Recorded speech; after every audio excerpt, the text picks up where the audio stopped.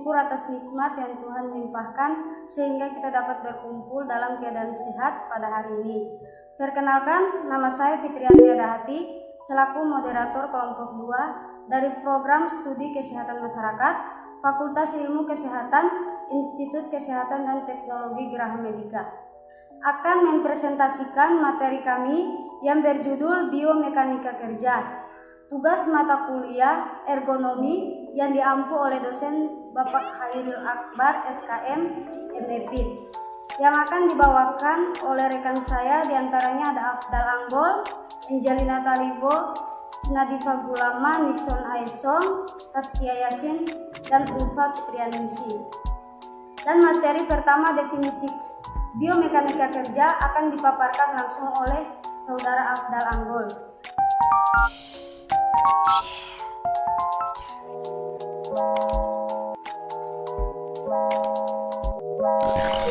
Yang pertama adalah definisi biomekanika.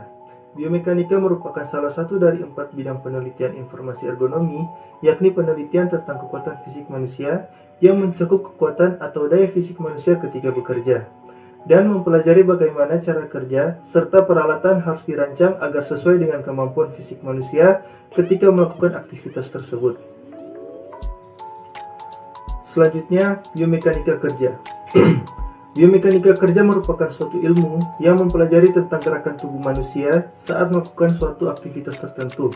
Atau dapat dikatakan bahwa biomekanika kerja adalah suatu bidang studi yang membahas mengenai interaksi para pekerja dengan berbagai peralatan pekerjaan seperti halnya mesin dan material, sehingga mereka bisa meningkatkan performa pekerjaan sekaligus mengurangi risiko cedera. Baik, selanjutnya materi tentang manfaat disiplin ilmu mekanika akan dibacakan oleh Nixon Aisong.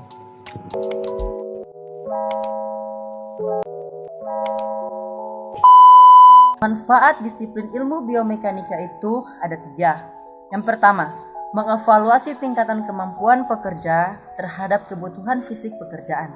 Yang kedua, simulasi alternatif metode kerja dan menentukan penurunan kebutuhan fisik pekerjaan terhadap jenis pekerjaan baru yang sedang dianalisis.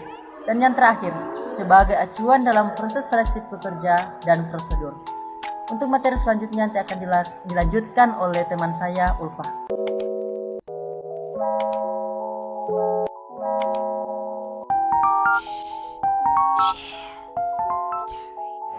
Kategori gerakan tubuh manusia terbagi menjadi 5. Yang pertama ada gerak flounter, gerak refleks, gerak ritmis, gerak dasar, dan gerak manipulatif. Pada kesempatan hari ini, saya akan membawakan materi terkait gerak flounter dan gerak refleks. Apa sih itu gerak flounter? Nah, jadi gerak flounter ini merupakan gerak yang terbentuk oleh kemauan dan kesadaran penuh.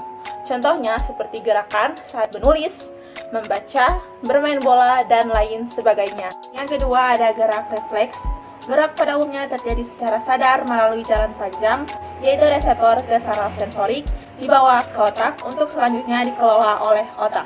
Kemudian hasil olahan otak inilah yang berupa tanggapan yang setelahnya dibawa ke saraf motorik sebagai perintah yang harus dilaksanakan oleh efektor. Lalu apa sih itu gerak refleks? Nah, jadi gerak refleks itu adalah gerak yang berjalan sangat cepat dan terjadi secara otomatis. Contohnya seperti gerakan saat berkedip, bersin, maupun gerakan saat batuk. Gerak refleks juga terbagi menjadi beberapa bagian. Yang pertama ada gerak refleks spinal, yaitu gerak refleks yang terjadi pada sumsum tulang belakang. Contohnya seperti gerakan saat menarik tangan ketika tangan menyentuh benda panas. Kemudian yang kedua ada gerak refleks segmental, yaitu gerak refleks yang melibatkan satu ruas tulang belakang. Contohnya seperti gerakan meluruskan badan, gerakan meregangkan otot, dan lain-lain. Yang ketiga ada gerak refleks intersegmental, yaitu gerakan yang melibatkan lebih dari satu ruas tulang belakang. Contohnya pola gerakan seperti pada waktu berjalan atau berlari. Yang terakhir ada gerak refleks supramental, yaitu gerak refleks yang terjadi atas kerjasama pusat otak dengan jaringan saraf beserta otot-otot anggota badan dan torso untuk menghasilkan sebuah gerakan. Contohnya pada gerakan yang kita lakukan untuk mempertahankan sikap badan agar tetap tegak dalam posisi stabil tanpa kehilangan keseimbangan. Demikian materi terkait gerak flounter dan gerak refleks dalam kategori gerakan tubuh manusia. Materi selanjutnya akan disampaikan oleh rekan saya, Nadifa Azizah. Selanjutnya yang ketiga ada gerak ritmis. Gerak ritmis adalah gerak yang berirama seperti yang ada dalam tari dan digunakan untuk menghadirkan karakter manusia. Yang keempat ada gerak dasar. Gerak dasar adalah bentuk gerakan-gerakan sederhana yang dibagi ke dalam bentuk gerak, yaitu gerak dasar lokomotor dan gerak dasar non-lokomotor. Yang kelima ada gerak manipulatif, di mana sesuatu yang digerakkan, misalnya melempar, menangkap, menyepak, memukul, dan gerakan lain yang berkaitan dengan lemparan dan tangkapan sesuatu. Materi selanjutnya akan dibacakan oleh Angelina.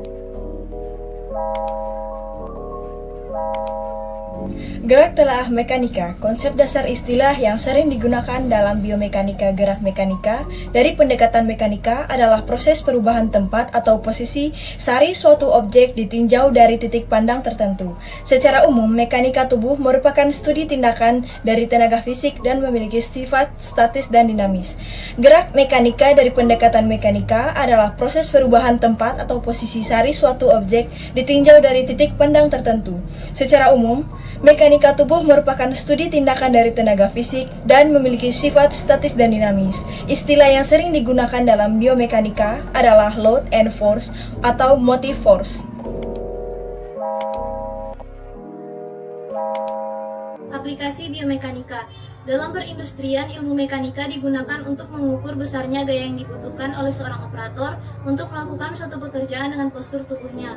Dengan ilmu biomekanika, aplikasinya dalam industri menyatakan besarnya gaya otot yang diperlukan oleh seorang operator dalam menyelesaikan pekerjaan dengan menggunakan prinsip-prinsip fisika dan mekanika.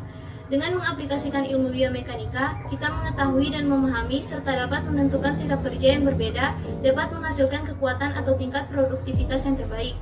Dengan ilmu biomekanika, aplikasinya digunakan dalam mengevaluasi pekerjaan operator sehingga dapat menghasilkan cara kerja yang lebih baik, yang meminimumkan gaya dan momen yang dibebankan pada operator supaya tidak terjadi kecelakaan kerja.